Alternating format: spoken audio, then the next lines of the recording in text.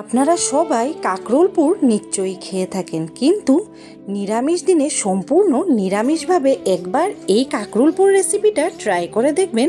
দারুণ লাগে খেতে, শুধু ভাতের সাথে নয়, এমনিতেই খেয়ে দেখুন, দারুণ লাগে। তো প্রথমে কাঁকরোলগুলোকে এইভাবে কেটে সিদ্ধ করে নেব। ভাপিয়ে নেওয়ার পর আমি একটি মিক্সার জারে সাদা শস্য নিয়ে পেস্ট করে তার মধ্যে নারকেল কুড়ো 4-5টা কাঁচা লঙ্কা দিয়ে আবার পেস্ট করে নিলাম। সেই সিদ্ধ করা কাঁকরোলগুলোর ভিতর থেকে কাঁকরোলের ভিতরের অংশগুলো হালকা হাতে কিন্তু বের করে নিতে হবে। সেটা কিন্তু খেয়াল রাখতে হবে যে এই বাইরের অংশটা যাতে ভেঙে না যায়। তো একে একে সবগুলো কাঁকরোল থেকে আমি এই ভিতরের অংশগুলো বের করে এবার এটাকে মিক্সার জারে একবারের জন্য পেস্ট করে নেব।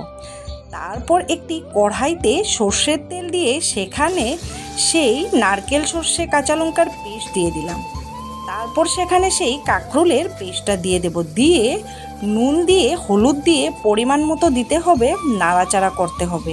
আর গ্যাসের ফ্লেমটা কিন্তু এই পর্যায়ে লো ফ্লেমে রাখতে হবে, না হলে তলে নিচে লেগে যেতে পারে, পুড়েও যেতে পারে। যেহেতু এখানে নারকেল আছে, তো নারকেল থাকার জন্য নিচে লাগার ভয়টা বেশি। তো তার জন্য আমি হালকা হাতে দেখো এইভাবে নাড়াচাড়া করতেই থাকতে হবে। করতে করতে পুরটাও রেডি হয়ে আসছে। ঠিক এইভাবে পুরটা রেডি হওয়ার পর পুরটাকে নামিয়ে ঠান্ডা করে নিতে হবে। এবার কাঁকরোলের ভিতরে পুরগুলো চামচ দিয়ে এইভাবে ভরে নিতে হবে।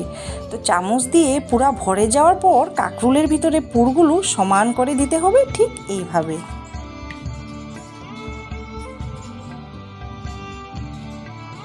তো একে একে আমি সব কাঁকরোলগুলো এইভাবে পুর ভর্তি করে রেডি করে নিলাম। ঠিক সমান করে এইভাবে রেডি করতে হবে। তারপর ব্যাটারের জন্য আমি এখানে চালের গুঁড়ি নিয়ে নিয়েছি পরিমাণ মতো, হলুদ গুঁড়ো, নুন, একটু পরিমাণে চিনি দিয়ে ধীরে ধীরে অল্প অল্প জল দিয়ে এইভাবে ব্যাটারটা তৈরি করে নিতে হবে। তারপর কড়াইতে সাদা তেল দিয়ে সেখানে পুরগুলো ব্যাটারে চুবিয়ে একে একে কড়াইতে দিয়ে দেব। বেশি দেব না, কিন্তু 2 বা 3টেই দিব, না হলে একের সঙ্গে আরও একটি লেগে যেতে পারে।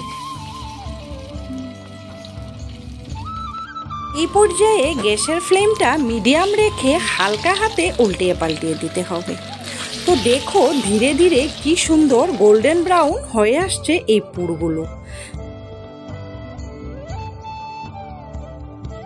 তো দেখো পুরগুলো রেডি হয়ে গেছে। তো এবার একে একে পুরগুলো নামিয়ে ফেলবো।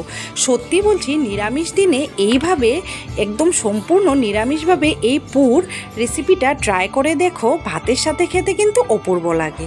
এই পুর যদি থাকে 1 থালা ভাত খেয়ে নেওয়া যাবে। শুধু ভাতের সাথেই নয়, এই পুর সস বা চা যে কোনো জিনিসের সাথেই খেয়ে দেখো, অপূর্ব লাগে। যদি আমার ভিডিওটি ভালো লেগে থাকে, লাইক, শেয়ার, সাবস্ক্রাইব করে পাশে থাকার অনুরোধ রইল। ধন্যবাদ।